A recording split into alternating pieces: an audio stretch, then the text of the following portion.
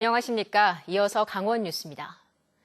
철원에서 발견된 멧돼지 폐사체에서 아프리카 돼지열병이 확진됐습니다. 멧돼지에 의한 전파 가능성이 높아지면서 접경 지역 등 방역되어 있는 야생 멧돼지의 수렵이 본격화됩니다. 박병근 기자의 보도입니다. 철원 민통선에서 발견된 멧돼지 폐사체에서 오늘 아프리카 돼지열병 양성 반응이 나왔습니다. 경기도 연천에서도 폐사체에서 양성 반응이 확인됐습니다. 철원에서는 비록 발견 지역을 중심으로 반경 10km 내에 양돈 농가는 없지만 DMZ로 향하는 길목마다 방역 활동을 강화하는 등 초긴장 상태입니다. 항공 방제가 오늘도 더 추가로 실시되고요. 그리고 군부대에서 장병들에 대한 오염 원인을 차단하기 위해서 대인 소독기 그런 것도 저희가 보급을 해서 멧돼지에 의한 감염 가능성이 높아지면서 강원도 방역 당국은 접경 지역을 별도 저지선으로 설정했습니다.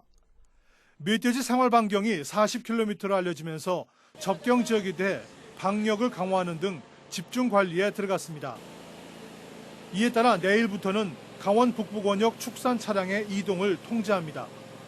화천, 양구, 인제, 고성을 1차 저지대로 만들기 위해서 강원 북부 권역으로 설정을 해서 이 안에 차량 출입 통제라든지 가축 출하 통제, 모든 통제를 실시를 하고자 하고 있습니다. 아울러 양돈 농가에 멧돼지 기피제를 추가로 뿌리고 울타리를 점검하는 한편 접경 지역 5개 군에 유해조수 구조단을 동원해 멧돼지를 집중 수렵하기로 결정했습니다. 정부 일부 부처가 난색을 표하고 있지만 아프리카 돼지열병 감염원을 사전에 차단하기 위해 총력전을 펼친다는 계획에 따른 것입니다. MBC 뉴스 박병근입니다. 철도 노조 파업 이틀째인 오늘도 열차 운행이 잇따라 취소돼 승객들이 불편을 겪었습니다. 강원도에 따르면 주말을 맞아 춘천 용산 간 ITX 청춘은 60회 운행에서 35회, 강릉 서울 간 KTX 강릉선은 52회 운행에서 34회로 각각 줄어들었습니다. 일반 열차에서 중앙선 무궁화호는 오늘 하루 12회, 태백선은 8회, 영동선은 6회로 감축 운행해 평상시에 비해 30% 정도 운행 횟수가 줄었습니다. 내일도 도내 열차 운행률은 오늘과 비슷할 것으로 예상됩니다. 태풍 미탁으로 인한 강원도의 재산 피해가 402억 원으로 집계되고 이재민은 979세대 1,776명으로 늘어났습니다.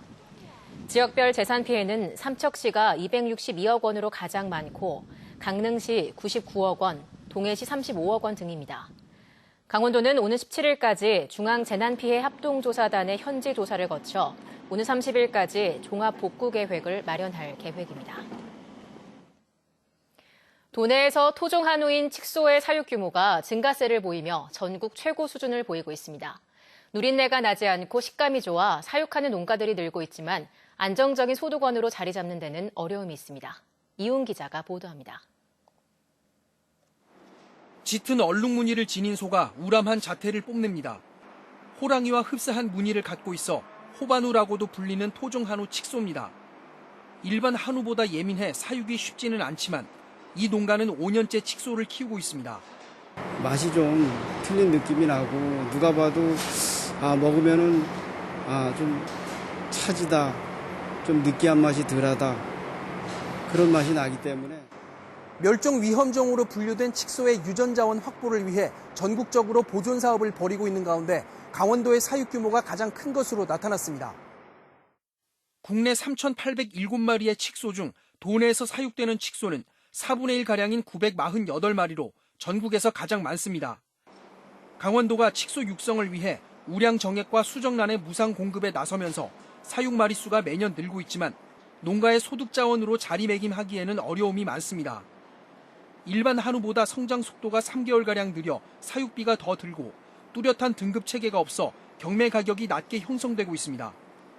칙소에 대한 소비자들의 인지도가 낮고 공급처가 많지 않아 판로 개척도 필요한 상황입니다.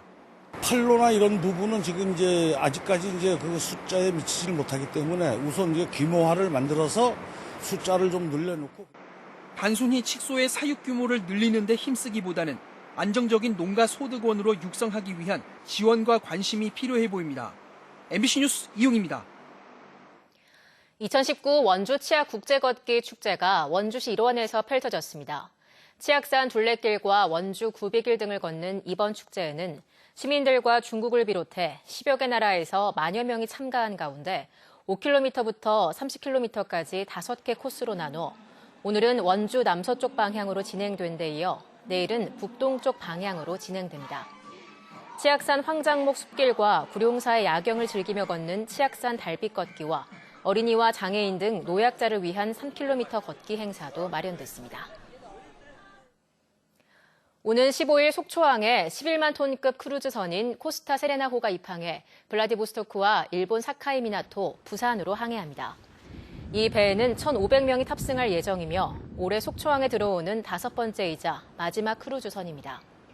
속초시는 내년에도 11항차의 크루즈 운항 계획이 있으며 현재 수리하고 있는 17,000톤급 한창 강원호도 상반기 안에 정기 운항할 예정이라고 밝혔습니다.